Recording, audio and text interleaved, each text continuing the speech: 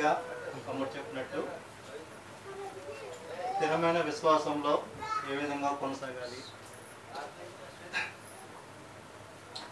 అని దానియేలు గారి గురించి, అదేవిధంగా నోవహు గారు, యోబు గారు, యోసేపు గారు కూడా వారి యొక్క జీవితంలో విశ్వాస జీవితం నుంచి తొలగిపోయిన సందర్భాలు ఎక్కడా కూడా లేవండి.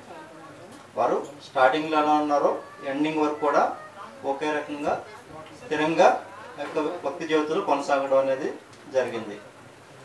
అదేవిధంగా కోటేశ్వరరావు గారు చెప్పినట్టు మనం విశ్వాస జీవితంలో ఎదగడానికి, ఆత్మీయ జీవితంలో ఎదగడానికి వేటిని నేర్చుకోవాలి, వేటిని విసర్జించాలి అనే విషయాల గురించి కూడా చాలా చక్కగా మనకు వివరించి చెప్పడం జరిగిందండి.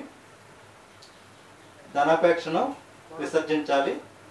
అదేవిధంగా ఆయన చెప్పినట్టుగా 7 అంశాలను మనం నేర్చుకోవాలి.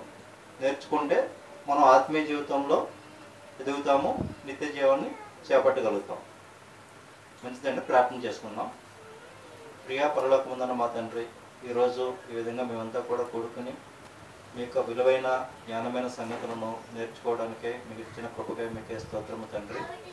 చెప్పబడిన వాక్యాన్ని బట్టి తండ్రి మా యొక్క జీవితంలో లోటుపాట్లు సరి చేసుకుని విన్న వాక్యాన్ని మా హృదయంలో భద్రపరుచుకుని ఆ వాక్యం మా యొక్క హృదయంలో పనిచేసి మమ్మల్ని నీతి మార్గంలో, వెలుగు మార్గంలో నడిపించి మీరున్న నిత్య రాజ్యాన్ని, పరలోక రాజ్యాన్ని మేము చేపట్టే విధంగా, నిత్య జీవాన్ని చేపట్టే విధంగా మేమంతా కూడా మా యొక్క జీవితాన్ని కొనసాగించడానికి సహాయం చేయమని ఈ ప్రార్థన మా ప్రభువును రక్షకుడైన యేసుక్రీస్తు వారి పరిశుద్ధ నామంలో అడిగి వేడుకుంటున్నాం తండ్రి.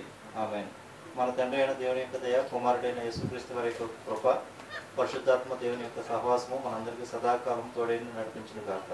ఆమేన్.